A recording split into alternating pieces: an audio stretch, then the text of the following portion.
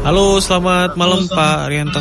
Silakan Pak, untuk ceritanya boleh dimulai. Oh, Lokasi iya, nggak usah disebutkan lagi ya. oh iya, siap. Cerita ini sebenarnya sudah lama Mas. Di tempat kerjaan saya dulu. Cerita ini terjadi pasti setiap habis mau menjelang maghrib. Saya udah 2 hari itu diikutin bau wangian. Itu di kamar mandi. Terus hari Rabu itu karena saya penasaran ya Mas Ahmad,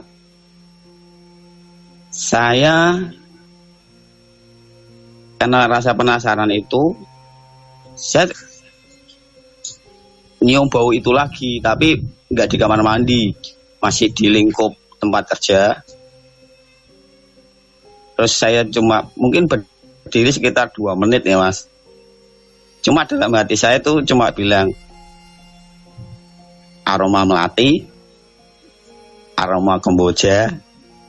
Kalau yang terakhir ini bau anyir, berarti yang ada di hadapan saya itu adalah negatif. Dan itu benar Mas Ahmad. Itu bau itu keluar Mas. Dan saya ketika itu saya ngucap salam, ngerasa itu badan saya kayak ditabrak gitu Mas. Saya nggak tahu itu sosoknya apa. Dah itu selesai, baru saya ke kamar mandi. Terus di hari Jumat sama juga itu saya mau pulang nih karena saya di parkiran sendiri dan saya pun nyium bau itu lagi Mas. Naik motor pun nyium itu sampai ke rumah sampai 2 hari. Baru hari Minggu karena saya risih ya Mas diikutin bau itu terus. Ya ibarat kata kalau orang Jawa itu uluk salam atau gimana, kalau saya punya salah yang saya nggak tahu kan, saya juga nggak ngelihat.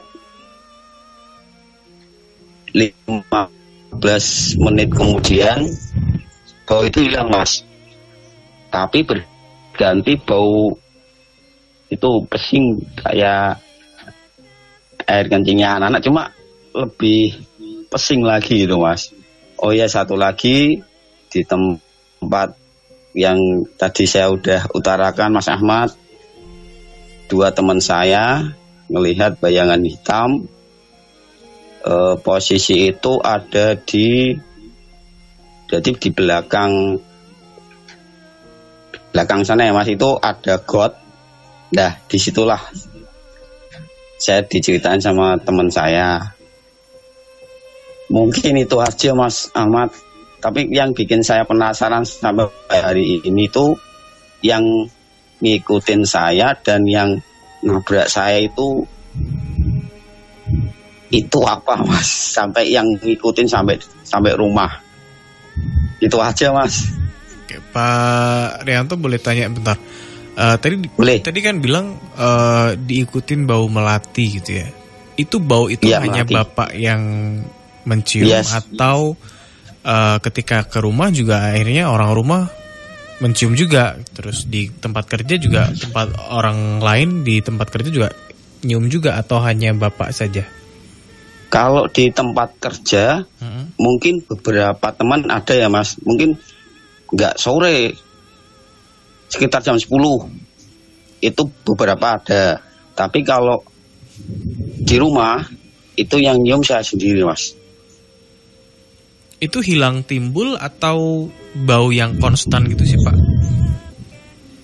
Gini saya mau cerita dikit ya Mas. Pas kejadian itu saya kan main volley nih. Dan itu sampai saya bertanya sama teman saya, apakah di sini ada pohon melati? Dia bilang nggak ada Mas. Ini kan jadi aneh Mas. Kan belum mandi juga.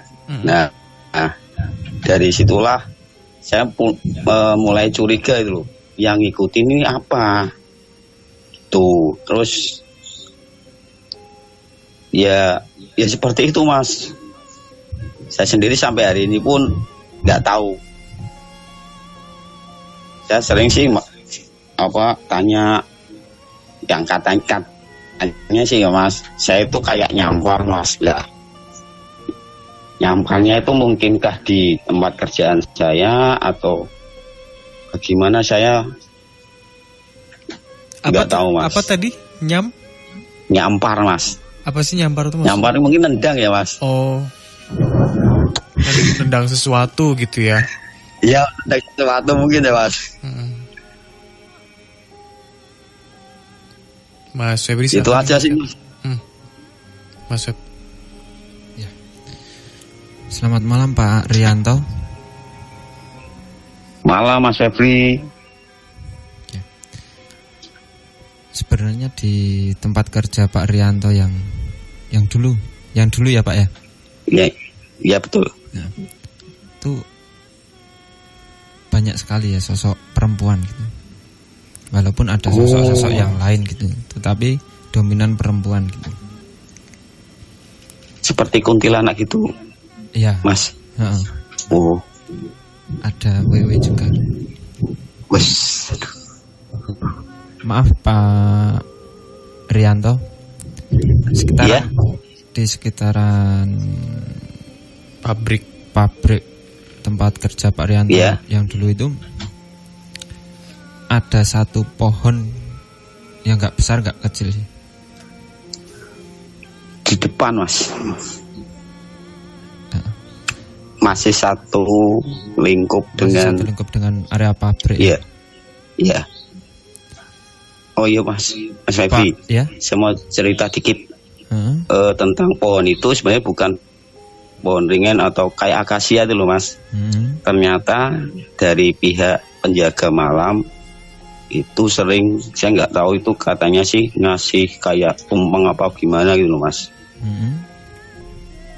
Mungkin itukah atau bagaimana saya juga kurang tahu, cuma saya dikasih tahu.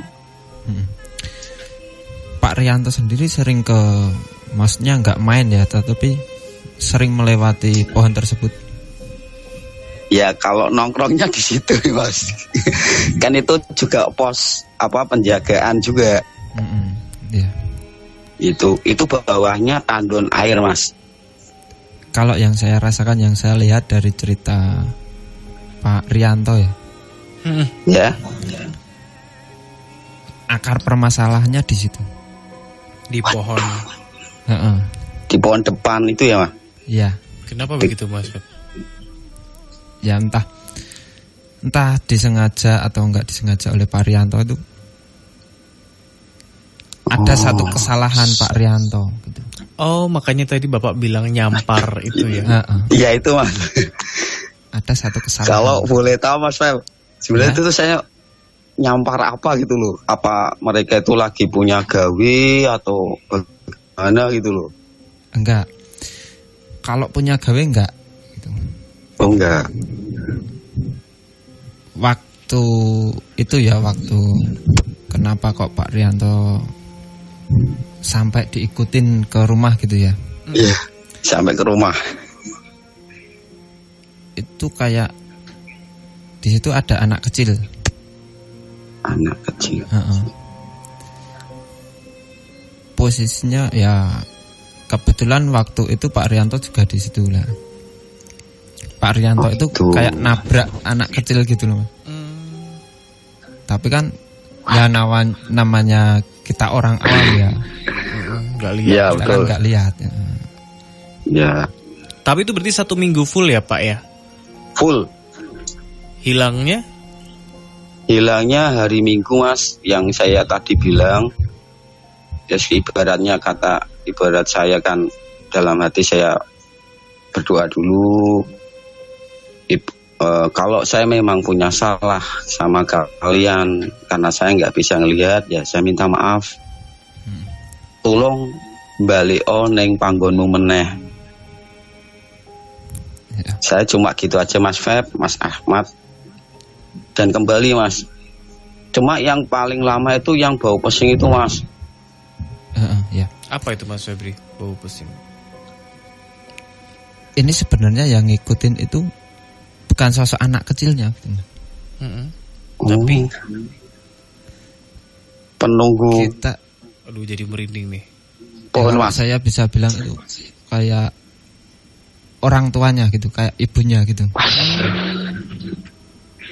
Sosoknya yang saya bilang tadi, sosok WW itu. Merinding Mas, bener merinding saya. Sosok WW itu. Itu. Ya beliau memang yang ngerasa nggak terima gitu. Tapi ya kita sebagai orang awam kan kita juga nggak sengaja gitu. Betul Mas. Ya seperti itu kalau yang saya lihat, yang saya rasakan ya. Ya masalahnya ada di situ gitu. Oke. Yang nyampar itu ya Mas, yang nabrak itu. Iya. Oh iya. Kalau kita bilang sosok yang ada di situ banyak sekali gitu. Bahkan iya, kalau di sebelah kiri pabrik ya, di sebelah kiri bangunan itu ada sosok genderuwo.